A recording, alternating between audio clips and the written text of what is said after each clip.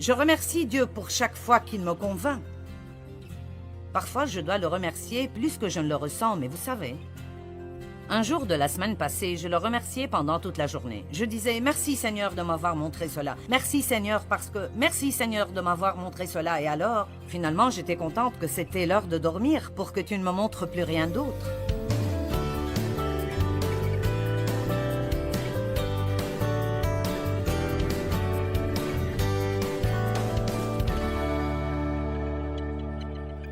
Car c'est par la grâce que vous êtes sauvés, par la foi. C'est le don de Dieu, ce n'est point par les œuvres, afin que personne ne se glorifie. Par la grâce, par la foi. Tout ce que nous recevons de Dieu vient à nous de la même façon, par la grâce, par la foi. Notre foi en Dieu, ou notre foi en ses promesses, n'est pas ce qui nous achète la bénédiction de Dieu, c'est juste la main qui la reçoit. C'est la grâce de Dieu, et sa grâce seule, qui nous donne sa bonté dans notre vie. Nul ne pourra jamais être assez bon pour mériter quoi que ce soit que Dieu fait pour nous. Et cela n'a pas besoin de nous faire ressentir la condamnation. Ça doit nous rendre émerveillés devant la bonté de Dieu. Donc, par la grâce, par la foi. Vous dites, j'aurais aimé avoir de la foi. Eh bien, la vérité est qu'une mesure de foi a été donnée à chacun.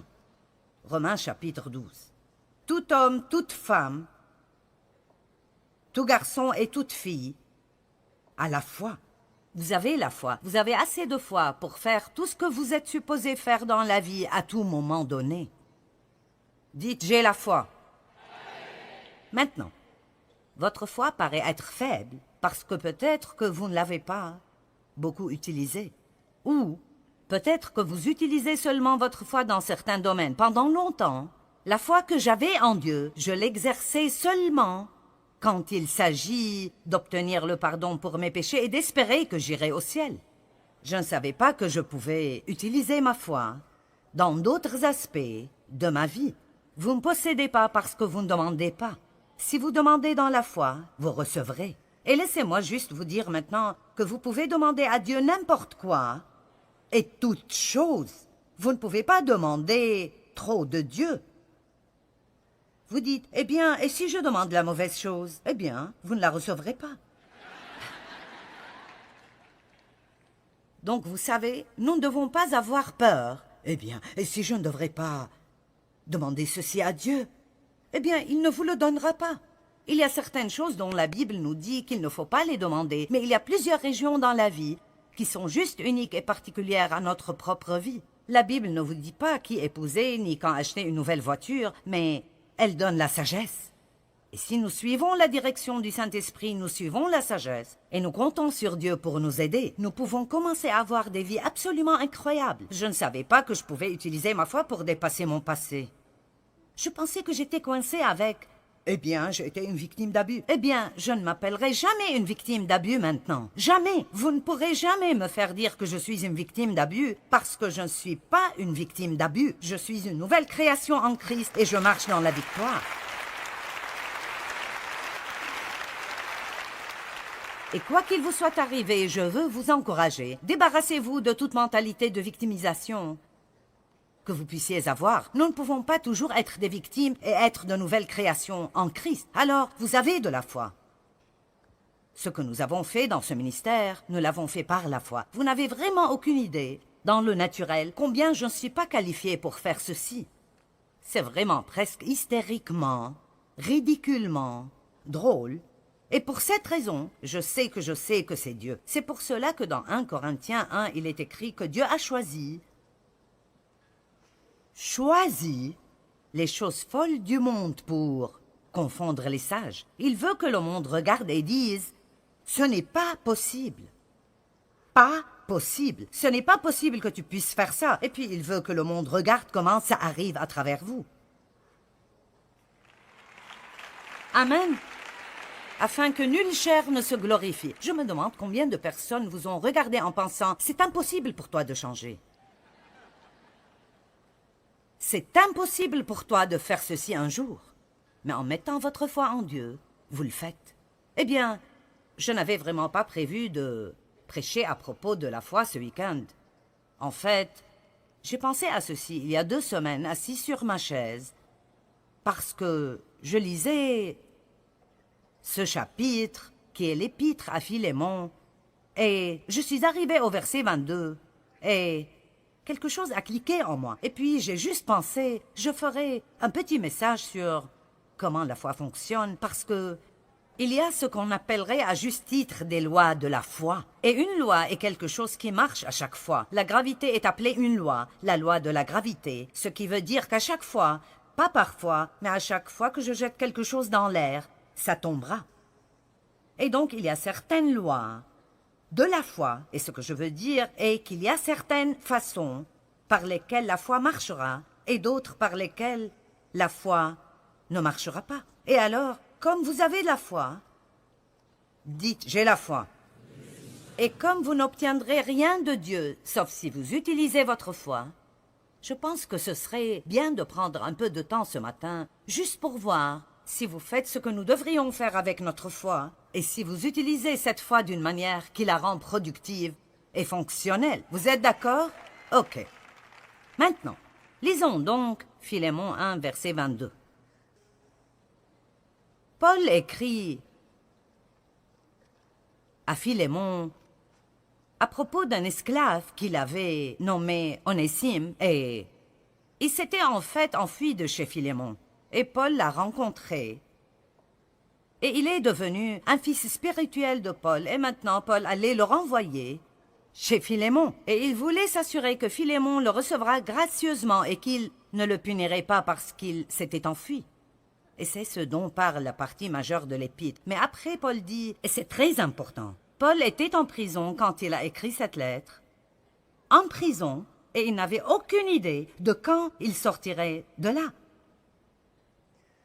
Mais il écrit à Philémon, et dans le verset 22, il dit « En même temps, prépare-moi un logement, dans l'attente de m'accueillir hospitalièrement, car j'espère, grâce à vos prières, vous être rendu ou recevoir la grâce de venir. » Nous voyons quelque chose de très important ici. D'abord, il dit « J'ai la foi que si vous priez pour moi, je sortirai d'ici et je pourrai venir vous visiter. » Donc, il avait la foi en la puissance de la prière et il croyait que, quand il prie ou si d'autres prient pour lui, cela ouvrira les portes pour qu'il soit libéré de la prison. Ne priez pas si vous n'allez pas prier dans la foi. Quand vous priez, ayez une foi simple comme les enfants pour que Dieu vous entende, mais aussi pour que Dieu vous donne soit ce que vous demandez, ou si vous demandez la mauvaise chose, il vous donnera quelque chose de mieux. Amen. Puis il dit, « Prépare-moi un logement en attendant ma visite. » Maintenant, je veux vous parler du pouvoir de l'attente. Parce que la foi devrait avoir une attente active et agressive qui va avec. Paul a dit « Priez pour moi. Je crois que je sortirai d'ici et je viendrai vous visiter. Alors commencez à me préparer une chambre. » Est-ce que quelqu'un voit ceci? Tu peux déjà commencer à me préparer une chambre parce qu'il était si certain qu'il allait pouvoir venir. Nous appelons les femmes enceintes des mamans en attente parce que nous savons ce que c'est que d'être enceinte. Eh bien, quand vous portez un désir, quand vous portez un but pour votre vie, ou quand vous portez un rêve d'être libre de tout lien, ou vous portez un rêve de faire quelque chose de grand pour Dieu, ou quoi que ce soit, mettre de l'ordre chez vous, ou voir votre mariage guérir, ou quoi que ce soit, ça doit être quelque chose que vous portez, mais vous devez vous y attendre. Amen? Vous y attendre. Beaucoup de personnes n'attendent rien, alors ils n'obtiennent rien. Beaucoup de personnes sont comme « nous attendrons de voir ce qui arrivera ». Ne vivez jamais avec une attitude comme « eh bien, nous attendrons de voir ce qui arrivera ». On ne sait jamais ce que Dieu fera. Vous ne pouvez pas vous attendre à trop. Dans Ésaïe chapitre 30, verset 18, c'est un verset magnifique que j'ai découvert il y a plusieurs années. Et essentiellement, la Bible dit dans Ésaïe 30, 18, « L'Éternel attend le moment de vous faire grâce et il se lèvera pour vous manifester sa compassion. » Cela signifie que Dieu attend une opportunité d'être bon envers vous. Voyez-vous cela? L'Éternel attend ardemment, et le mot attend veut dire espère, cherche à et désire, de vous faire grâce, et alors il se lèvera pour vous manifester sa compassion et vous faire miséricorde. Car l'Éternel est un Dieu juste, béni, heureux, privilégié, et enviable sont tous ceux qui espèrent en lui, qui attendent et cherchent et désirent Dieu et sa victoire, etc. Donc, la simplicité de ceci est, au cas où vous l'avez manqué, que Dieu est assis sur son trône au ciel et il cherche, désire et attend quelqu'un pour être bon avec lui, mais il ne peut être bon que pour quelqu'un qui espère en lui, le cherche, le désire et s'attend à ce qu'il soit bon envers lui. Si vous pouvez juste vous approprier cette chose, c'est assez pour faire une grande différence dans votre vie. Parce que, laissez-moi vous le dire, à quoi vous attendez-vous? Plus de ce que vous aviez dans le passé? Plus de problèmes? Plus de déceptions? Vous vous attendez à être licencié au travail parce qu'il y a des licenciements? Et même, attendez-vous à ce que Dieu vous donne un meilleur travail que celui que vous avez perdu? Et n'attendez pas d'être dans les problèmes jusqu'au cou. Commencez à espérer maintenant. Et pour aller plus loin, laissez-moi vous dire que vous devez déclarer votre attente. Quand vous êtes plein d'attente, vous parlez de ce à quoi vous vous attendez. Vous ne parlez pas de ce que vous avez.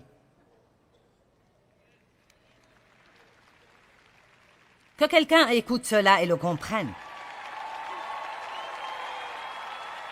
Psaume 27, 14. Psaume 27, 14.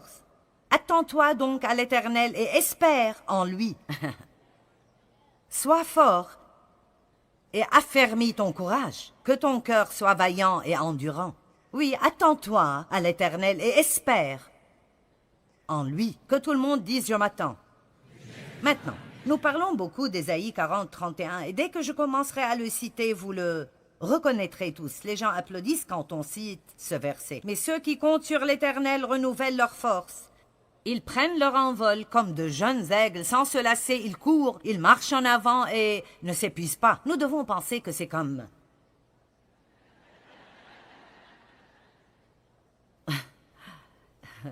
Mais si vous le lisez et vous étudiez ce mot « attend » dans la langue originale, ou si vous le voyez dans la Bible amplifiée qui amplifie un peu de la langue originale, il dit que ceux qui attendent, cherchent, désirent et espèrent le Seigneur. Alors, comme vous attendez Dieu, vous ne faites peut-être rien physiquement parce que vous avez peut-être une situation dans votre vie que franchement, vous ne pouvez rien y changer. Et nous disons, tu as juste besoin d'attendre le Seigneur.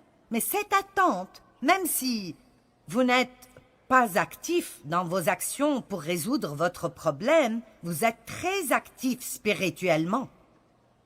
Ne soyez jamais passif spirituellement. Restez très actif spirituellement dans votre attente. Seigneur, j'attends une percée. Peut-être qu'aujourd'hui est le jour. Vous pouvez même utiliser votre imagination, et je n'essaie pas d'être farfelu et de me perdre dans une sorte de manipulation mentale, mais nous avons une imagination. Pourquoi devons-nous l'utiliser? Sommes-nous supposés l'utiliser simplement pour nous souvenir de toutes les choses bêtes qui nous sont arrivées dans nos vies? Pourquoi ne puis-je pas juste fermer les yeux et dire « Seigneur, je vais juste rêver de quelque chose de grand pendant 1 minute et j'imaginerai comment sera ma vie quand ma percée viendra parce que je sais qu'elle arrive ?»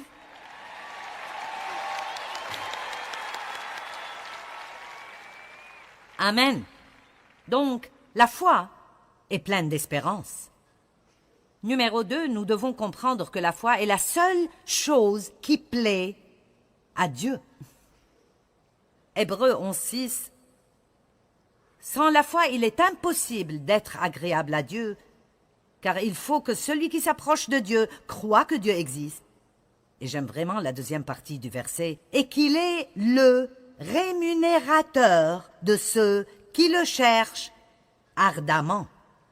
Maintenant, Dieu ne veut pas que vous croyiez juste qu'il existe, mais il veut que vous croyiez agressivement que si vous étudiez la parole et vous cherchez Dieu et vous priez d'une façon régulière et vous demeurez en Dieu, vous vous attendez a une récompense. Parce que si vous servez Dieu, le jour de paye vient toujours. Amen. Juste quand vous attendez un jour de paye le vendredi ou 2 fois par semaine ou 1 fois ou 2 fois par mois ou d'après la façon dont vous êtes payé, nous attendons ce jour de paye. Eh bien, nous devons attendre une récompense de Dieu parce que si vous étudiez ce mot récompense, Dieu promet encore et encore et encore dans la Bible que si vous faites la bonne chose et vous prenez les bonnes décisions, que nous allons recevoir une récompense dans nos vies. Peut-être que certains de vous sont dans une période de semaille dans votre vie. Eh bien, les périodes de semaille et de labour ne sont pas si captivantes.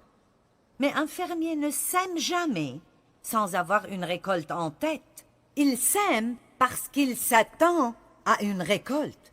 Il ne sort pas pour labourer et enlever les pierres et planter les graines et arroser ce jardin en pensant « Eh bien, je ne sais pas, je ne sais pas. » Non, il attend une récolte et nous devons semer dans l'espérance.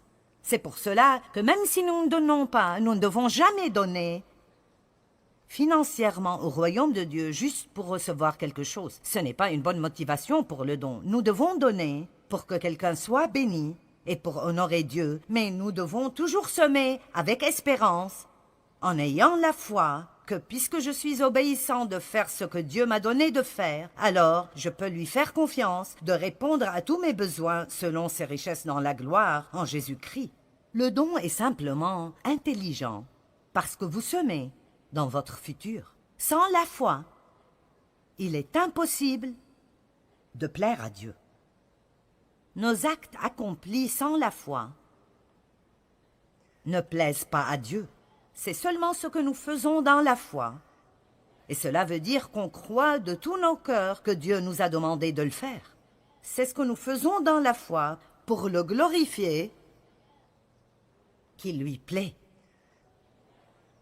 Romains 14, 23, « Tout ce qui n'est pas le produit d'une conviction est péché. » Si vous prenez du temps pour penser à cela,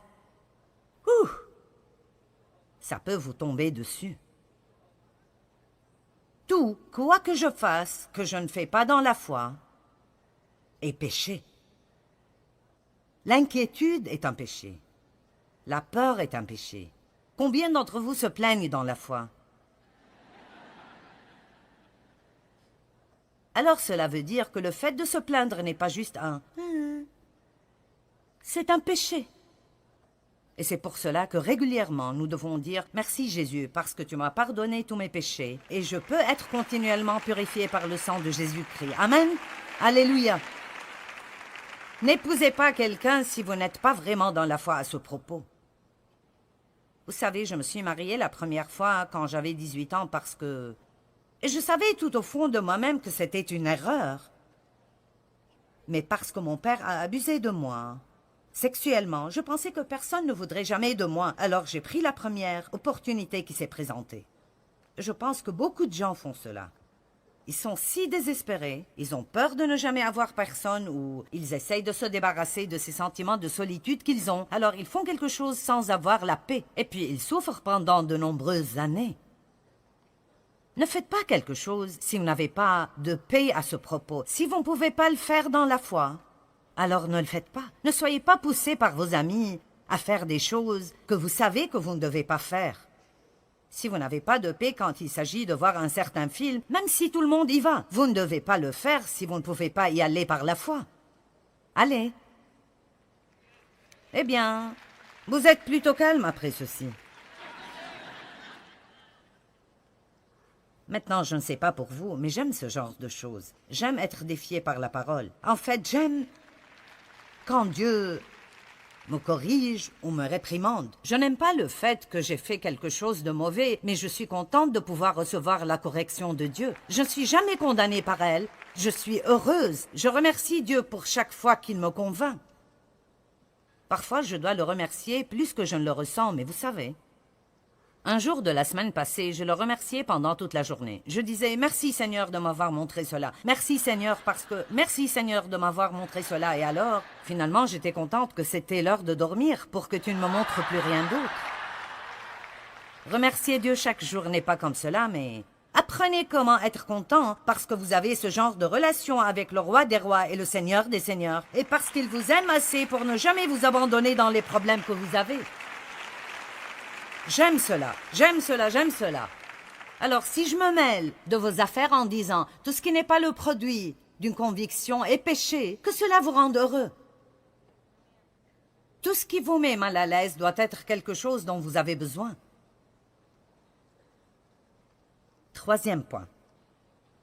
La foi doit être basée sur la parole de Dieu. Plus que tout, d'abord nous avons la foi en Dieu. La Bible dit « Ayez foi en Dieu ». Je vous ai déjà dit que nous avons tous la foi. Une mesure de foi a été donnée à chacun. Maintenant, ce que vous faites de cette foi est votre choix entièrement. Vous pouvez mettre votre foi en vous-même. Cela ne marchera pas, mais si vous voulez essayer pendant quelques années et être misérable, allez-y. Vous pouvez mettre toute votre foi en des personnes. Et je ne dis pas que nous ne devrions pas faire confiance aux gens, mais je peux vous dire que les gens vous décevront. Nous n'avons pas la capacité de ne pas nous décevoir l'un l'autre car nous ne sommes pas parfaits. Alors, ne donnez pas aux gens la confiance qui appartient seulement à Dieu. Vous pouvez faire confiance à certains, mais n'allez pas trop loin parce qu'au moment où vous regardez quelqu'un et vous pensez « tu ne me feras jamais de mal », maintenant vous avez des problèmes. Ne mettez pas votre foi en le système du monde. Soyez sûr de dépendre de Dieu. Dépendez de Dieu. Notre pays est grand parce que les hommes et les femmes qui sont venus ici dépendaient de Dieu. Et dans notre nation, nous devons retourner à dépendre de Dieu. La politique sans Dieu est une chose dangereuse. La foi doit être bien basée. Tout d'abord, vous mettez votre foi en Dieu. Vous avez peut-être un bon travail et il vous paye bien, mais si j'étais vous, je ne dépendrais pas juste de ce travail pour prendre soin de moi. Dépendez de Dieu. Et si vous avez besoin de plus d'argent, mais vous n'obtenez pas cette augmentation, ne vous énervez pas, mettez votre dépendance en Dieu. Souvent, nous comptons sur la mauvaise source pour qu'elle prenne soin de nous et nous devons toujours regarder vers Dieu. Et si vous allez vers Dieu et Dieu veut que la compagnie vous donne une augmentation, il s'en occupera. Mais s'il veut vous donner d'une autre façon, maintenant parce que vous avez mis votre foi en lui, vous avez ouvert cette grande porte de plusieurs opportunités pour que Dieu vous bénisse. Est-ce que vous m'entendez? Et certains se tournent vers juste une source. Vous vous tournez vers votre travail. Mais cela est faux. Vous devez vous tourner vers Dieu. Dieu, même si les autres ne me donnent pas, si tu décides de me donner quelque chose, alors je l'aurai. Est-ce que vous m'entendez? Je dirai cela de nouveau. Vous devez dire à Dieu, je me fiche de ce que d'autres ne me donnent pas. Si tu veux que j'aie quelque chose, aucun démon en enfer et aucune personne sur terre ne m'arrêtera de l'obtenir. Amen. Alors la foi doit être basée tout d'abord sur Dieu, la foi en Dieu. Ayez la foi en Dieu et puis apprenez la parole de Dieu assez bien pour connaître les promesses de Dieu, pour mettre votre foi en les promesses de Dieu. Maintenant, je ne pense pas que vous ne pouvez pas prier pour quelque chose si vous ne pouvez pas trouver de versets correspondants, mais je pense que c'est sage de remplir autant que possible vos prières de la parole de Dieu. Priez la parole. Priez la parole à Dieu. Rappelez Dieu. D'autres prophètes l'ont fait. Ils rappelaient Dieu tout le temps de ce qu'il a dit. Et vous devez dire, Dieu, tu m'as promis que tu pourvoirais à tous nos besoins et je m'attends à ce que tu fasses cela. Merci pour cela. Tu as promis, Seigneur, que si j'instruis mes enfants selon la voie qu'ils doivent suivre, même quand ils seront vieux, ils ne s'en détourneront pas. Alors, où qu'ils soient maintenant, Dieu, je crois qu'ils reviendront.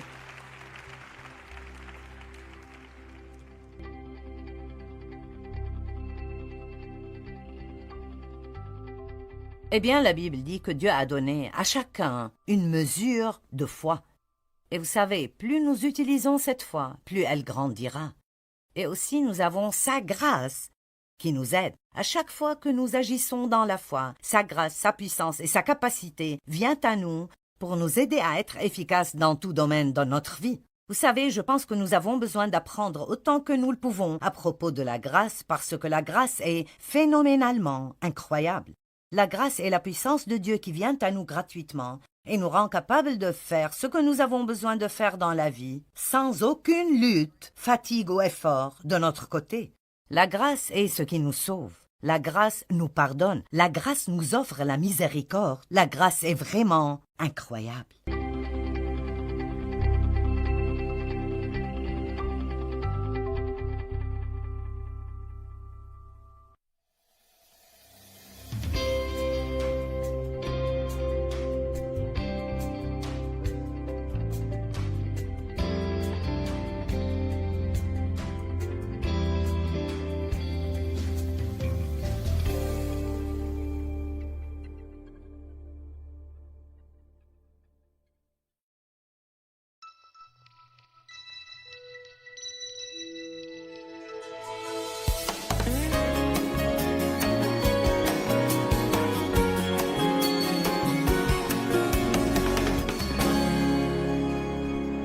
Et d'une patience à toute épreuve.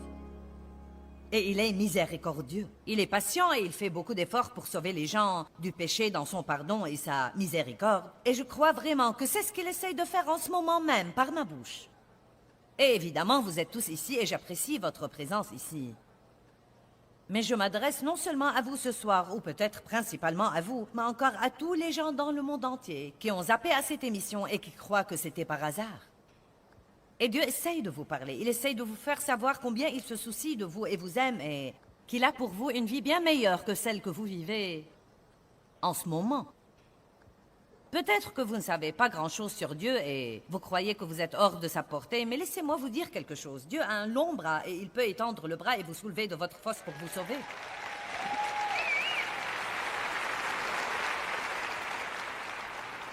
Mais le mot « se repentir » veut tout d'abord dire que nous devons regretter nos péchés, non pas nos oups, nos complexes, nos dépendances, nos esclavages, les choses contre lesquelles nous luttons, mais nous devons regretter nos péchés. Dieu, je suis un pécheur et je regrette tous mes péchés. Tous ont péché et n'atteignent pas à la gloire de Dieu, mais tous peuvent être justifiés et rendus justes devant Dieu par le sang de Christ. Les promesses de Dieu sont pour tous.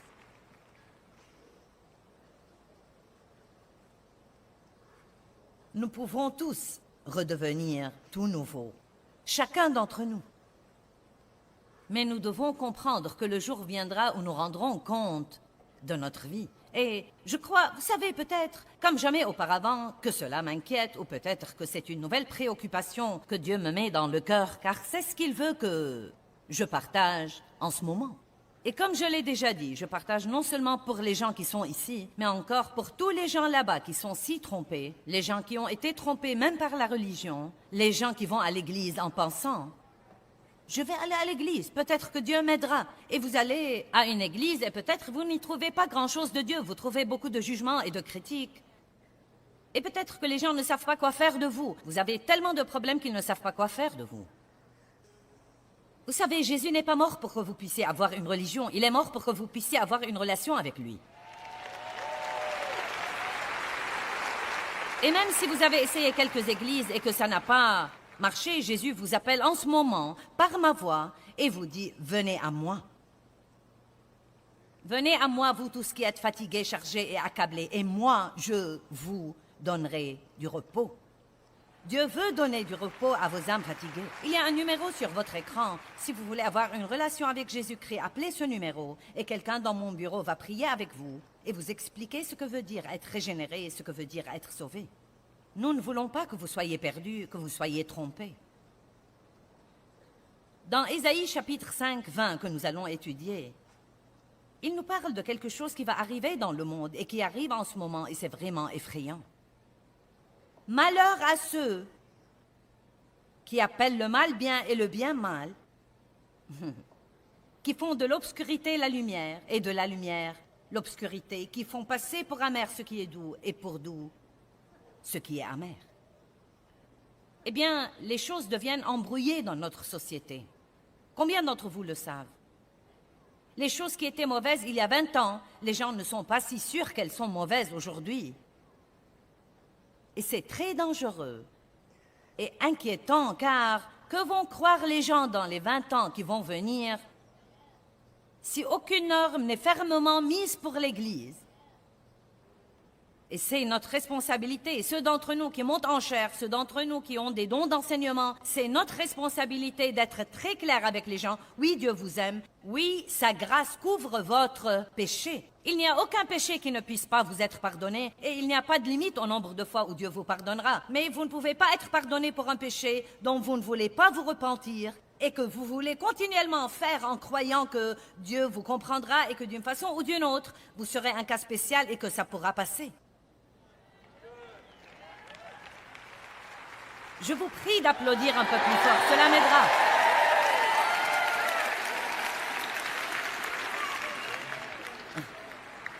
Oh, ça alors. Si vous voulez la vérité, mon esprit se réjouissait à l'avance de ce verset, mais ma chair ne s'en réjouissait pas. Car je savais que les gens allaient commencer à se demander « Oh mon Dieu, qu'est-ce qu'elle dit? Qu'est-ce qu'elle dit ?» Eh bien, comprenez-le vous-même.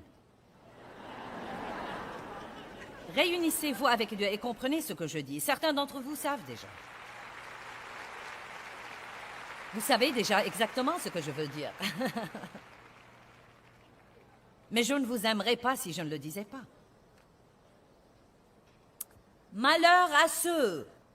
Vous savez ce qu'est le malheur? Vous savez, je disais tout le temps, je ne sais pas ce qu'est le malheur, mais il y en a beaucoup dans la Bible et je n'en veux absolument pas. Je suis finalement devenue assez courageuse pour étudier le mot malheur en préparant ce message. Et le malheur est comme une calamité et le pire genre de misère que quiconque puisse jamais avoir. Oui. Et si vous croyez que vous êtes religieux, vous feriez mieux d'aller à Matthieu 23 et de lire les malheurs que Jésus a prononcés sur les gens religieux. Malheur à ceux qui ressemblent à des sépulcres blanchis pleins d'ossements de mort. Malheur à ceux qui lient des fardeaux pesants et les mettent sur les épaules des hommes, mais ne veulent même pas les aider à les porter. Vous savez ce que le légalisme religieux vous fait? Il vous donne toutes sortes de règles à suivre sans aucune aide pour les suivre.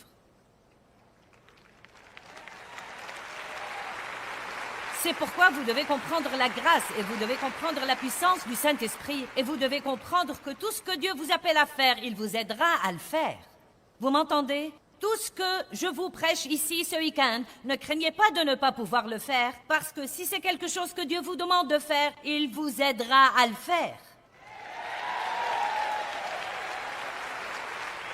Et le problème que nous avons eu pendant tant d'années, c'est qu'on nous disait quoi faire, quoi faire, quoi faire, quoi faire, mais personne ne nous disait comment recevoir la puissance du Saint-Esprit dans nos vies pour pouvoir le faire. Quand le Saint-Esprit surviendra sur vous, vous recevrez une puissance et vous serez mes témoins. Puissance. Amen. Puissance. Cela m'effraie presque de penser au travail que nous avons comme croyants au Christ et même au travail que j'estime que j'ai dans l'instruction des croyants pour qu'ils aillent faire le travail du ministère. Je veux que vous soyez tous prêts avant la fin de ce week-end à examiner plus sérieusement votre vie et votre comportement. Car le monde ne peut pas voir votre cœur, il voit votre comportement. Or, je sais que Dieu voit nos cœurs. Mais il nous dit vraiment de sortir là et de nous comporter comme il faut aussi. Cela ne veut pas dire que nous serons parfaits. Cela ne veut pas dire que nous ne ferons pas des erreurs. Et Jésus est là pour les erreurs. Il est là pour les imperfections. Nous pouvons continuer à être pardonnés tous les jours et à prendre un nouveau départ tous les jours. Mais nous ne pouvons pas prendre une attitude paresseuse comme quoi ça n'a pas d'importance. Et que nous pouvons nous intégrer. Allez, nous n'avons pas besoin d'un mélangeur chrétien, nous n'avons pas besoin de nous intégrer. Même les Israélites avaient toutes sortes de problèmes parce qu'ils ont pris avec eux une multitude mixte. Ils ne se sont pas gardés purs, ils se sont mêlés à trop d'idées impies et à trop de personnes impies et à trop d'adorateurs d'idoles, et c'est entré en eux et ils se sont détournés de Dieu. Lisons ensemble Ésaïe 5, 20, 21. « Malheur à ceux qui appellent le mal bien et le bien mal, qui font de l'obscurité la lumière et de la lumière, l'obscurité qui font passer pour amer ce qui est doux et pour doux ce qui est amer. Malheur à ceux qui sont sages à leurs propres yeux et intelligents à leur propre estime. Malheur à eux. » Le pire genre de misère. Nous devons savoir ce qui est bien et nous devons le défendre. Dans Ésaïe 10, 1 à 3, tout le monde aime ça? Et puis-je faire une suggestion? Si vous connaissez des chrétiens excentriques, allez les chercher et amenez-les ici demain.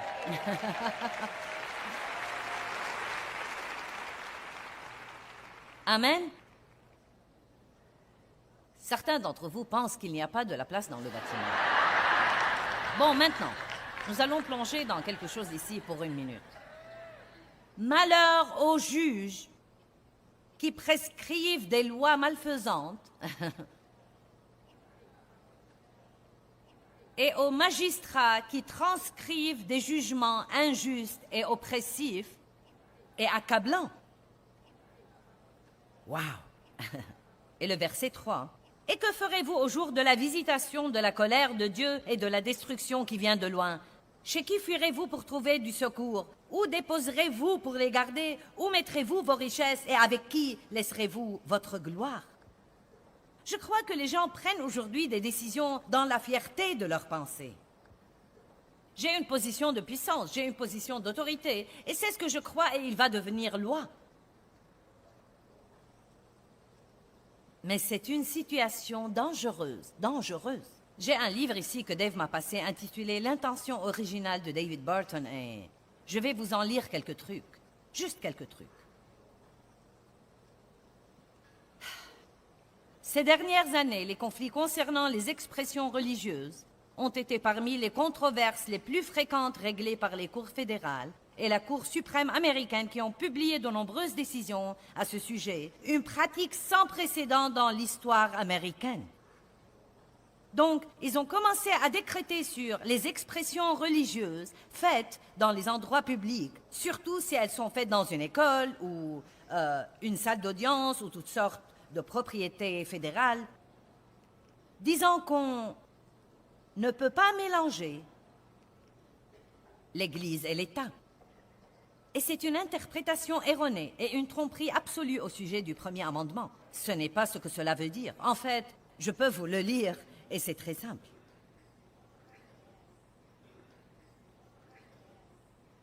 Le Congrès ne fera aucune loi concernant un établissement de religion ou interdisant le libre exercice de la religion. Donc le premier amendement dit, si vous le comprenez correctement, que le gouvernement ne doit pas se mêler de la religion.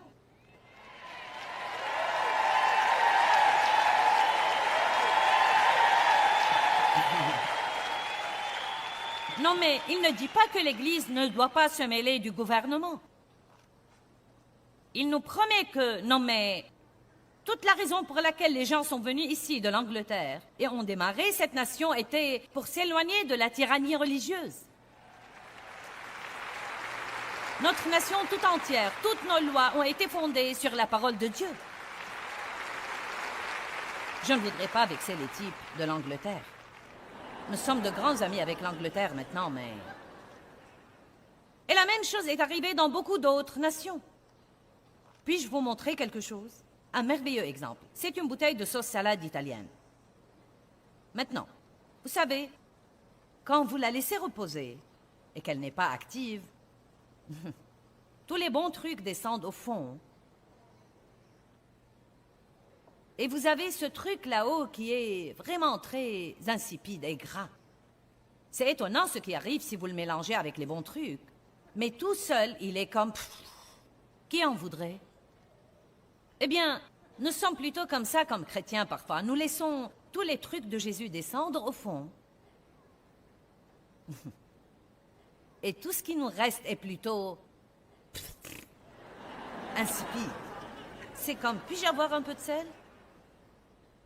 Allez, certains d'entre vous sont avec moi. Puis-je avoir un peu de sel, s'il vous plaît?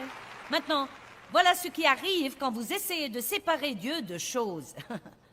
Que ce soit les écoles, ou le gouvernement, ou la société, ou n'importe quoi d'autre. Tout ce que vous aurez sera insipide. Allez, sans Dieu, rien n'a aucune saveur. Il n'y a de saveur en rien sans Dieu, aucunement. Mais quand vous les mélangez... Maintenant, quand Dieu est impliqué dans toute chose, nous aurons là quelque chose que nous pouvons manger et aimer. Pas besoin d'être un génie pour comprendre ceci. Le premier amendement était censé être un mur érigé entre l'Église et l'État, qui doit être gardé haut et imprenable, et nous ne tolérons pas la moindre infraction. Ce sont des vraies décisions de justice. Cela ne veut pas dire qu'elles ont été faites loi pour que nous les suivions, mais que quelqu'un a poursuivi quelqu'un d'autre en justice et que la Cour a dû décréter là-dessus. Et donc celles-ci sont certaines des décisions qui ont été prises au cours des quelques dernières années. Un citoyen prenant un bus public ne peut pas donner un livre contenant une histoire de la Bible. Anderson contre le comté Milwaukee 2006. Quelqu'un a probablement remis un traité d'évangile à ce type, ou un livre d'histoire de la Bible, et a été offensé. Et il est allé intenter un procès. Et le juge qui était là à l'époque a dit « Bien, nous allons décréter qu'on ne peut pas faire ça. Donc maintenant, dans ce comté, on ne peut pas faire ça. » Fichez-moi la paix. Il fallait dire « Si vous ne le voulez pas, ne le prenez pas. » Voilà la chose que je ne comprends pas. Le fait que tout le monde prenne ses droits me prive de mes droits. Et c'est la partie que je n'aime pas. Donc, voilà le problème. Si vous... Regardez-moi un peu, s'il vous plaît. Que tout le monde me regarde un peu. Si vous ne voulez vraiment pas croire à Dieu, je suis désolée pour vous. Vous êtes libre. Mais laissez-nous tranquilles et en paix.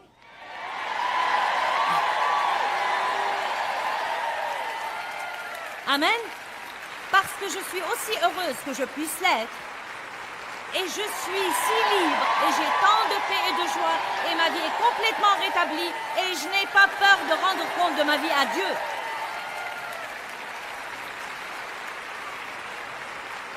Amen. Non, mais vous ne croiriez vraiment pas à quel point ça devient ridicule. C'est inconstitutionnel pour un mémorial historique, même pour les morts ou les soldats tombés au champ d'honneur, de contenir une croix dans sa présentation, aussi nombreuse que soient les décennies précédentes où le mémorial était là. Et il y a environ 6 procès différents.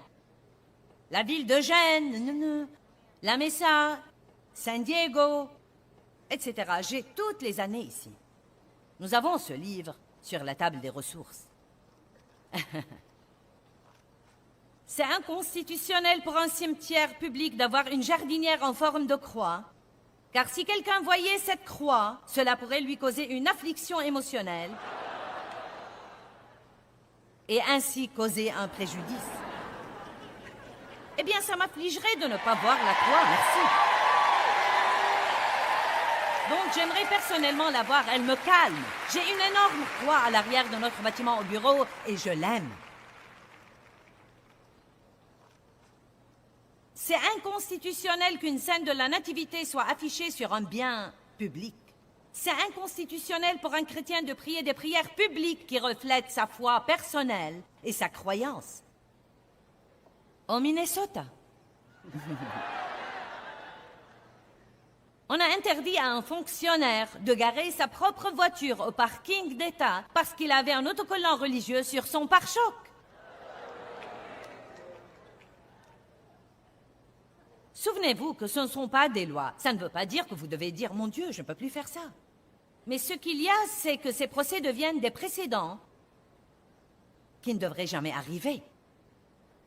Donc la prochaine fois que quelqu'un veut faire des histoires sur ce même truc, un avocat pourrait dire « Vous voyez, ce précédent a été fait ici, et donc maintenant nous devons suivre ce précédent ». Vous me diriez peut-être, oh, pourquoi tu me racontes tous ces trucs? Ça ne me regarde pas, ça regarde absolument chacun de nous.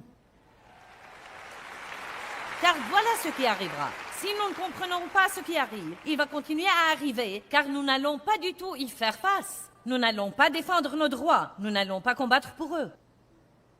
Un de mes petits-enfants a dit à une élève dans une école publique que Dieu te bénisse quand elle a éternué. Et le prof a dit à mon petit-fils, oh, tu ne peux pas dire ça ici.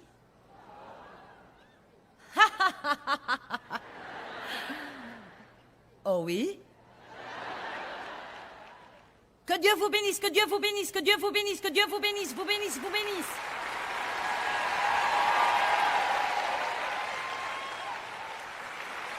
Vous voyez, vous ne devez pas dire « Oh !» Oh bien, je suis désolée, je ne le dirai plus désormais. C'est à ce moment-là que vous devez vous lever. C'est à ce moment-là que vous devez défendre ce que vous croyez et dire « Que veux-tu dire par « je ne peux pas dire ça » ?» Eh bien, Dieu est le centre de ma vie et je parlerai de lui autant que je voudrais. Et tu ne peux pas me dire que je ne peux pas. Et vous savez quoi? Ils savent qu'ils ne peuvent pas. Et si vous tenez bon, ils changeront de position. Allez au conseil d'administration des établissements scolaires. Si vous devez le faire, engagez un avocat. Dites, je ne peux pas me permettre ça. Il y a un groupe nommé Alliance Défense Fund qui a formé 2200 avocats qui prennent bénévolement des procès comme ça pour aider les gens à combattre ces affaires stupides ou réclamer nos droits qui sont enlevés. N'ayez pas peur de défendre vos droits. Amen. De toute façon, ça devient plus bête chaque minute, donc je n'ai plus de temps à perdre là-dessus. Il y a tellement de choses stupides. J'aime ce qu'a dit l'un de nos pères fondateurs. Je vais juste vous lire ceci. Il faudra faire une partie de ce message demain, ça ne va pas finir. Il a dit... Tout d'abord, George Washington a dit « Il est impossible de gouverner le monde correctement sans Dieu et sans la Bible. » Ce n'est pas possible. Vous ne pouvez pas faire ça. Dieu a tout créé. Tout lui appartient. Il ne nous appartient pas. Dieu a créé le monde. Les bêtes sur 1000 montagnes lui appartiennent. Il a permis le soleil dans le ciel. Il a mis les étoiles là-haut. Il a mis le sable là et il a dit à l'océan où s'arrêter. Tout appartient à Dieu et à Dieu seul. Qu'arrivera-t-il à votre avis si jamais quelqu'un réussit à se débarrasser de Dieu? Tout d'abord, il ne partira jamais. Mais il n'aime pas être expulsé des écoles et ignoré et éloigné de tout. Je suis gênée par la façon dont les gens traitent Dieu aujourd'hui. Je suis embarrassée. Et donc, nous sommes son espérance de la gloire. Nous devons être des lumières dans un endroit obscur. Maintenant, la Bible dit que nous devons être dans le monde, mais pas Dieu.